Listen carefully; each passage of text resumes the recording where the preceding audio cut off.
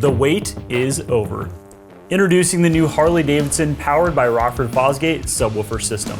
This is true bass performance for your 2023 or newer touring bike, equipped with the Skyline infotainment system. The 300-watt subwoofer system was purpose-built to the exact specifications of your saddlebags, not only for the perfect fit, but to deliver class-leading performance in a limited space. One feature that makes this system really special is its flexibility. You can add one subwoofer or two, and either way, they're extremely easy to remove. So it's bass when you want it and space when you need it.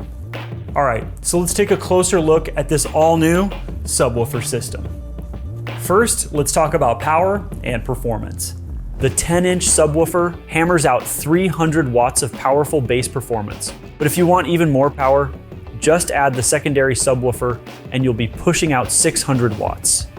Now let's get into what makes these subwoofers sound so epic in such a small space. These subwoofers have been updated with neodymium magnets, which keeps the weight down but helps to produce epic bass output. The X-Max of the subwoofer has also been designed for louder and stronger bass response. So everything that went into this system was all to deliver true on-road performance on your Harley-Davidson motorcycle. Now, as far as installation, it's straightforward and there's very minimal cutting or drilling. You can also choose either a single subwoofer or the dual subwoofer setup.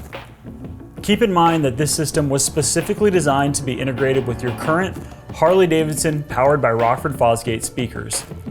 If you currently have a 4-speaker system, you can add 1 or 2 subwoofers.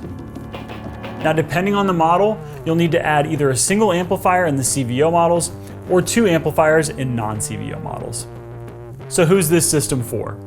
It was built for the rider who wants that epic bass performance, but to also have the option of not losing your saddlebag storage when you need it. So no matter where you ride, it's time to add bass to your bike.